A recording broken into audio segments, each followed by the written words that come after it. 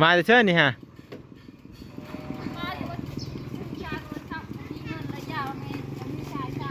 เอาแปลงได้เพื่อเรื่อยๆนะเออเมื่อเนี่ยเลิกคอยยังสีไปพุกเขายังไม่ทันได้เมื่อได้เติมให้มาเติมเงินนะ50ดอกรายเดือนรายเดือนเขายังไม่ทันได้เมื่อเติมให้เงินนี่ไม่ได้เมื่อก็เลยเขาชิเมื่อนี่เติมก็ต้องไปเติมอยู่อันนั้นพอแล้วใช่โอ้ยเติมเองนะโมเป็ดบอมีเป็นของเขาไม่มีเงินด้วยเป็นสีที่มีแต่เจ้าเอาเบอร์มาแล้วเขาสิไปให้เขาเติมเพิ่มบางอย่างดองโอ้ยบ้านคอยยังเป็นไม่เติมเจ้าไปให้เขาเติมเพิ่มนั่นสบายดีพี่ๆทุกคนก็คือมาพ่อไอ้ผ่อนวิไลอยู่กลางป่ากลางดงมีแม่นอยู่ในเมืองชนเนาะก็คือเพื่อนนั่นมาซื้อของกินบ่และสีย่างเมื่อบ่บัดนี้อยากเชื่อนั่นมันเพราะว่า300,000ขายโทรศัพท์นะจะไปขายจะร้อยเห็นแม่จะร้อยเพิ่นมีแล้วลืมจะร้อยมีแล้วเจ้าคือมีไปแว่แล้วเนี่ยเราได้โทรศัพท์ใหม่ได้หันมีอะไรเนาะย่างบ่แปลงได้บ่มันเสียนี่มันตกที่เฮือนมันแตกเลยเพราะว่าสิแตกแฟนสิไปทายแวนว่ายามีเป็น300,000โทรอวยกับเต็ดบ้องคอยหายเพราะว่าแตกและสุเจ้ามาตั้งแต่เด็กพุ่นนี่ฮะแต่น้อยพ้นตกได้ประมาณ10 โมงนี่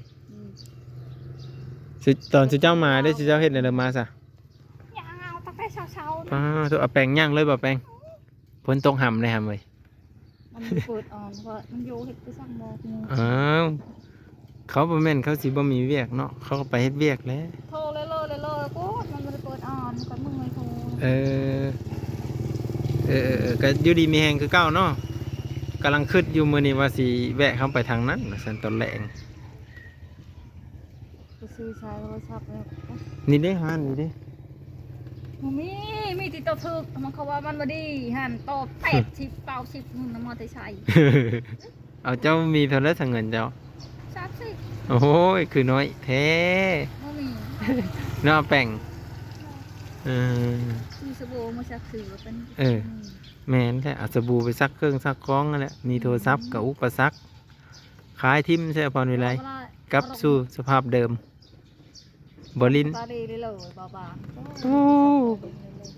แต่ละดีได้เสริมไม่ได้คอยลิ้นของโทรศัพท์เอาสำนี้แหละไปส่งเงินหนี้ก่อนเฮากันเลยเป็นหนี้เขาติดหนี้เขาแล้วก็ไปจ่ายหนี้เอาไปอยู่ผมอยู่เงาไปรถมาแล้วทุกคนเฟซเพิ่นชื่อนางร้อยบุญมีนางร้อยบุญมีโอ้แดดเอาไปก่อนได้พอหน่อยเลยสุพรรณพากันย่างมาทุกคนเลยโอ้ยเนาะ2 แม่ลูกไปสวัสดีพี่ๆทุกคนเนาะก็คือเมื่อนี้อันสีเฮามาหาพรวิไลเนาะคือเป็นย่างมาตั้งแต่เมืองสดเนาะน่าจะฮอดแล้วแหละป่านนี้เนาะเมื่อนี้ก็เลยเฮามาหาเพื่อนเนาะไปกะบ่มีผู้ใดเข้ามาหาชีวิตเขาก็สบายดีอาแปงอาแปงเฮ็ดอีหยังอยู่เนาะมื้อนี้เนาะ แม่ไปเสริมมื้อนี้ผู้นี้แหละอันที่ว่าผู้ย่างมาตั้งแต่เมืองสดนะเป็นแล้วเมื่อยบ่ย่างมาย่างตั้งแต่เมืองสดเมื่อยอยู่บ่เขาให้ขี่รถนำอยู่บ่เลยขี่ลัดขี่รถยังเขาให้ขี่นำรถจักรและ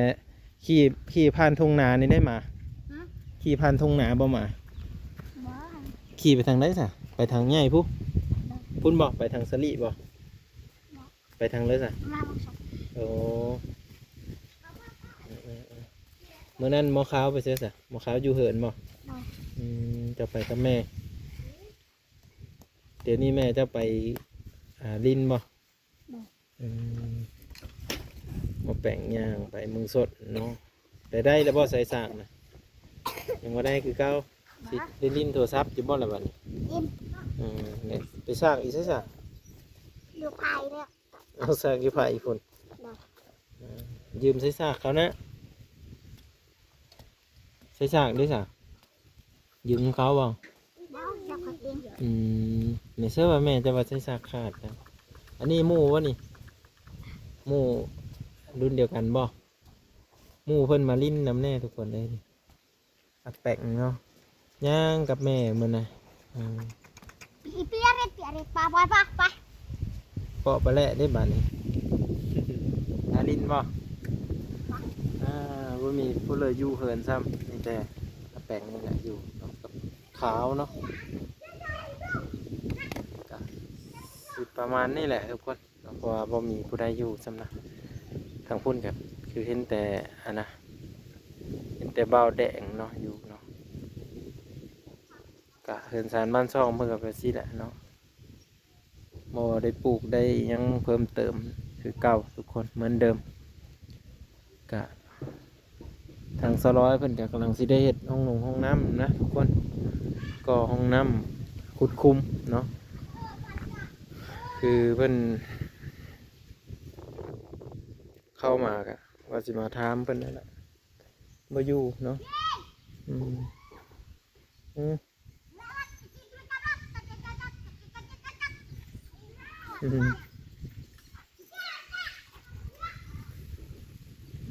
แม่เพิ่นไปลิ้นเนาะคืออยู่แต่อักแปงขาว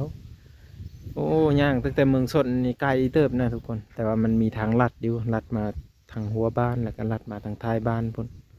มาแล้วบ่หันแม่นได้ฮะโอ้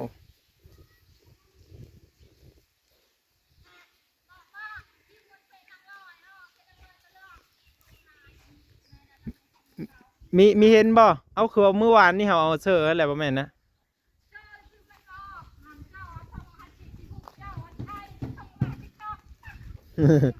ส่งมาติ๊กตอกเบิ้งเดี๋ยวสิกดเขาเบิ้งเดี๋ยวสิส่งเธอเอาอีกเลยเห็นแต่สาวฟอนนั่นเป็นเงินเน็ตสิมดอันนี้แบตสิมดนี่แบตกำลังสิประชาเขาว่าประชาคืออันนั้นเบิ้งเนี่ยเขาเอานั่นตีเฮาเฟสตีเฮาบนเฟสนะมีนุ่งทรงช้ำเหมือนมอน้อยป่วยหลายๆพิมพ์ให้ทำไมไปเอาช่องให้นางในกองพิมพ์เนาะแม่มาหมดแล้วโทรศัพท์โอ้ยยัง24%บ่หมดดอกแปลงลิ้นมัดมือมันนี่เนาะแปลงลิ้นมัดมือลิ้นติ๊กต๊อกบ่หมดง่ายดอกนางร้อยบุญมีเจ้าได้บ่ได้พิมพ์ให้ช่องนั้นช่องมันเจ็บมันหัวคอยหั่นเอาแล้วมันมาถูกพิมพ์คนอื่นยังออกเฮ็ดเลยอันนี้มันมีสัญญาณอยู่บ่นี่ยากสัญญาณก็บ่มีแค่ได้บ่ได้ใช้บางช่องให้ใช้รูปแล้วช่องนี้มันเป็นพิมพ์คนเป็นหรือบ่เป็นพิมพ์บ่พิมพ์บ่ออกนางร้อยบุญมี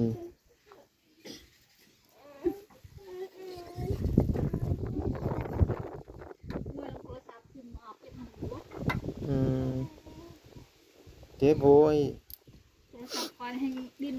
นหอมละลายมันอยากห่างโดดๆคอยอยากหนาให้โทรศัพท์คอย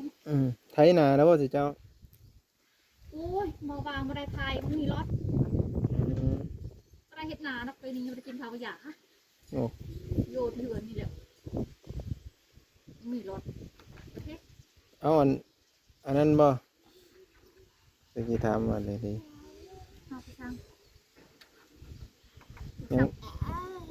บ่ทันได้มีเฟซแล้วเนาะว่าเพื่อนสิฮับเจ้าอีนี่เนาะฮักก็ได้เพื่อน3 คนกันเพื่อนฮับเฟซกับใครนี่ส่งไปแล้วพี่ๆทุกคนคือเพื่อนจะได้เฟซน้องเพื่อน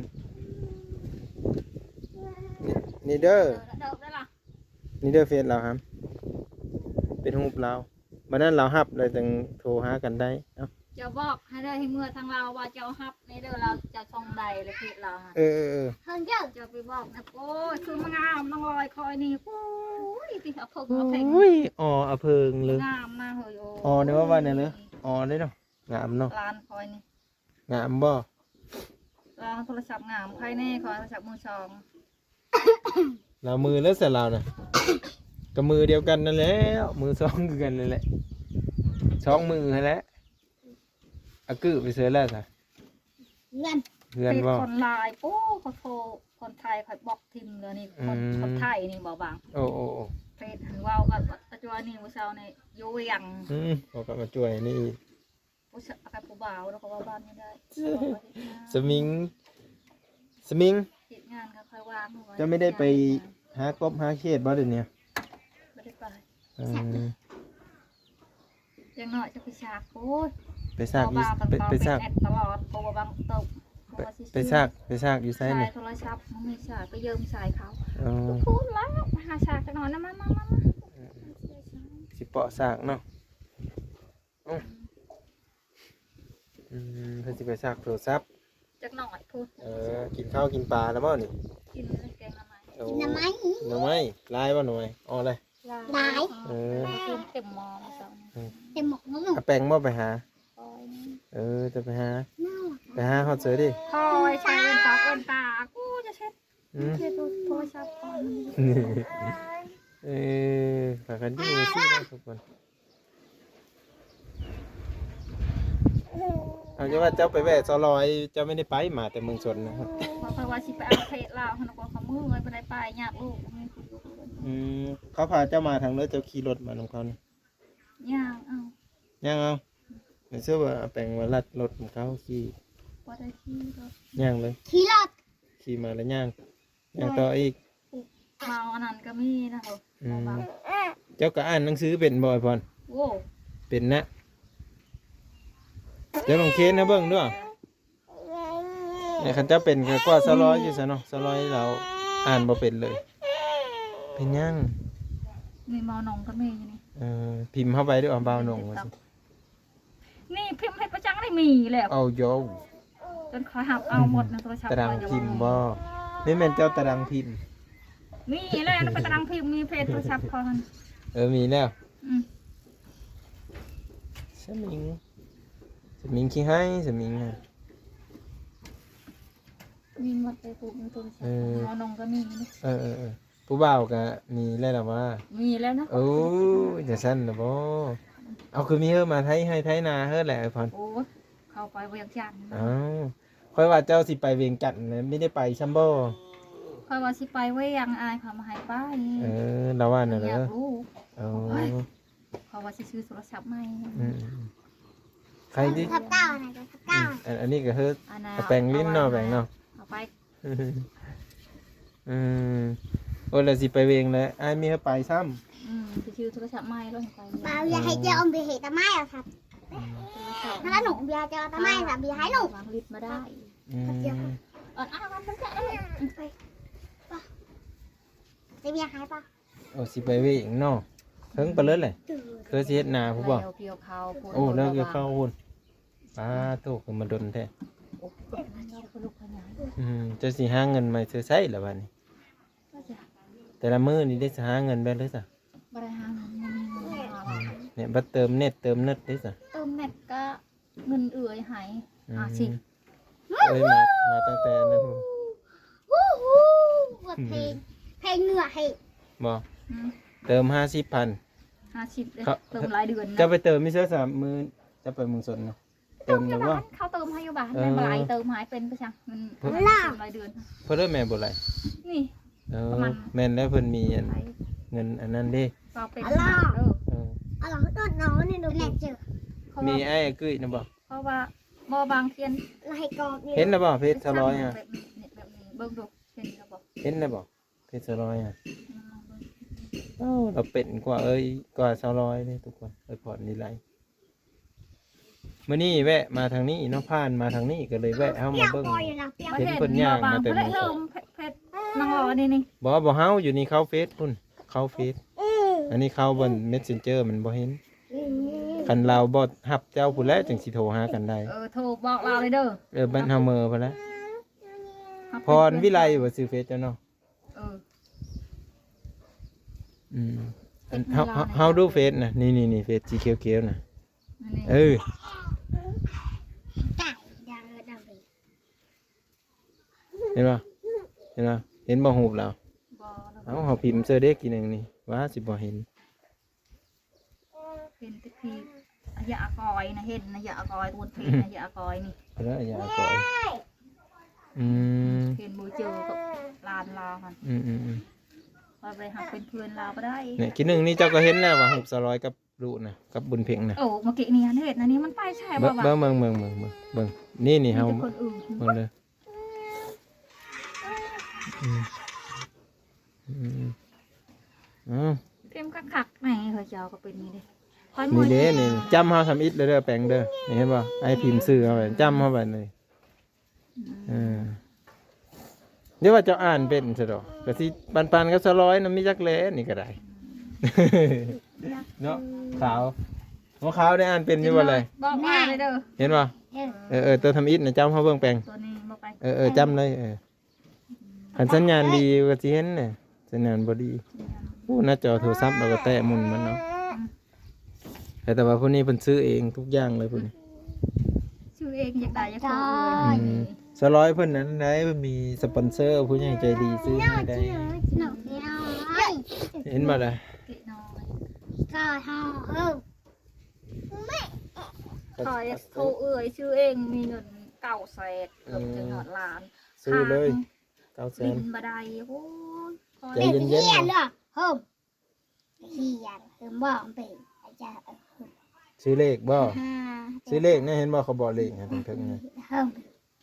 เด็กเขียนเด็กเขียน ก็เล่นมาได้ ไปหาหน่อไม้เนาะหน่อไม้ไผ่ธรรมดานี่บ่ อาจารย์เล็ก ว่าหน่อไม้ไผ่ธรรมดานี่บ่ไอ้พ่อน เนี่ยลุย ง่ายมาน้องง่าย เพราะว่าหนุ่มก็เห็นบ่น่ะ เห็นหมดนี่เราโทรศัพท์คอยทำเอาเลยคน โอ้นับน้ำเลยโอ้โจ้ ลูกใบกอยเพิ่มฉา ไป ติด ทับคอยบอกไม่ต้องไปก่อนน้อง เพิ่มเพิ่มหลัง มีแต่คอยทับเอาเรา ใบกอยเพิ่มกินอะไรคะ เขตก็มีร้ายบ่แถวบ้านจัน กอย บ้า ก็จบจริง เนี่ยเราพ้นตกแล้วมีอยู่แม่นเนาะ จะเอาโทรศัพท์ชอบคือ เพราะว่าอันนี้ก็เอาไว้ลิ้นซื้อๆนี่เอาไว้เสริมไวไฟถ้าไม่มีน้อยนี่ก็เสริมไวไฟไม่ได้เอาก็ได้ ก็เหนื่อย จังบ่ฮ้อนเด้ จะไปกดช้าๆเลยลูกโทรศัพท์ยังลูก ของเจ้าลิ้นแล้วมันค้างเนาะคือกันนี่ก็ลิ้นคันฮ้อนแล้วค้าง ค่ะเห็นมาได้ในติ๊กต็อกนักฟันเอาติ๊กต็อก อืม มันคางมันฮอนกดติดมาได้แล้วเนี่ยเขาแทงทำอย่างนี้วันนี้เงินเอื้อยข้างในนั่นหาย200,000 เพิ่นโอนมาแต่ไทยผู้บ่ โอ้ได้เท่านั้นแหละ 200,000นี่จักร้อยเด้200,000ไปอยู่ไทยผู้บ่เปิดเวลาเป็นอีหยังเด้ เป็นเนื้อหาเวียนกันหิวอยู่วิ น้อง ว เจ้าไอ้ตะน่าเราอะไรมอนงน้องเจ้าพุทธกาก่อน นั่นติดตามเว้านงอีซะด้วยอะตะทะโธสมิงเห็นอยู่ว่าเว้านงนะ เจ้าไอ้ตะอันมอนงไข่ เห็นบ่เห็นเว้านงอยู่เนาะ ตัวหน้า บ่ มาดำเจ้า จะไม่ได้ญาติกับลิ้นกับอาแปงบ่แม่นแหละเอ้าทุกคนสิประมาณนี้แหละ เจ้าแต่ว่าอ่านเป็นบ่บ่อนเวลาหนังสือนี่ น้อง เอ้าสิประมาณซ้ำนี้แหล้วเนาะโอ้จะเห็นบ่าวนงอาแปงเนาะติดตามแล้วติดตามบ่าวนงแน่นอน พุทธกาน้องไอ้ตัวน่ะ เอ้าซ้ำนี้แหละพรวิไลมื้อหน้าจึงสิมาแวะลิ้นน้ำเมอเพิ่นย่างไปเมืองชนผู้ใดทุกคนสบายดีอาแปงโอ้จบหลายอาแปงขาวดิสบายดีครับ สบายดีไอ้น่ารักคนอาเจอขนมลูก มื้อหน้าจึงสิซื้อขนมมาฝากเพิ่นเด้อทุกคนเด้อมื้อนี้ผ่านมาก่อน ผ่าแล้วลูกสบายดี โอ้สบายเฮิงแท้นะ แล้ว อดใจรอเด้อมื้อหน้าสิเฮามาหาใหม่มาสิ เอ้าทุกคนระวังเน็ตหมดเนาะเพิ่นเติมเน็ตเติมเป็นรายเดือนทุกคนเด้เพิ่นว่านาปีนี้ก็คือสิบ่ได้เฮ็ดบ๊ายบายนาปีนี้ก็คือสิไม่ได้เฮ็ดบ้านนงฮะก็ใช้นาแล้วทุกคนเลยมาแล้วแปลงบ่ได้กินข้าวแล้วบัดนี้ กินเด็กเขาหลาน นี่ข้าวหน้าแสงเนาะพ่อเป็นเพื่อนพ่อนี่เด้อ เมื่อแล้วสิไปบอกเพิ่นเด้อสิบอกเพิ่นให้ให้เราโทรตอนแรงเด้อ เออ ปัจจุบันน้อง สิเว้านำเพิ่นอีกเนาะเอาทุกคนสิประมาณนี้เนาะก็ขอบคุญขอบคุณพี่ๆทุกคนที่ยังเยอะเบิ่งวิถีชีวิตของเอ้ยพรวิไลเนาะจะเห็นครอบครัวเพิ่นนะจะเห็นอันชีวิตของเขาเจ้านะบางก็ได้เข้ามาหาได้เข้ามาหาแต่เพิ่น แปลงอันนี้ดูไปนำแม่หาอยู่หากินเนาะเอาในวิดีโอนะพอกันใหม่เด้อทุกคนขอบคุญขอบคุณที่เข้ามาติดตามและเป็นแรงกำลังใจให้เบาบางเนาะเดี๋ยวเบาบางจะไปต่ออยู่ที่เขื่อนเซาเทิร์นเบามิกเนาะว่าเพิ่นเฮ็ดแนวได้อยู่นะลูกเพิ่นใหญ่แล้วบ่หรือว่าจะไหนเนาะเราจะเข้าไปทางพุ่นอีกเนาะพอดีว่าผ่านมาทางนี้เนี่ยแล้วก็สิถ่ายให้พี่ๆน้องๆ FC ได้เบิ่งนะเนาะบายทุกคน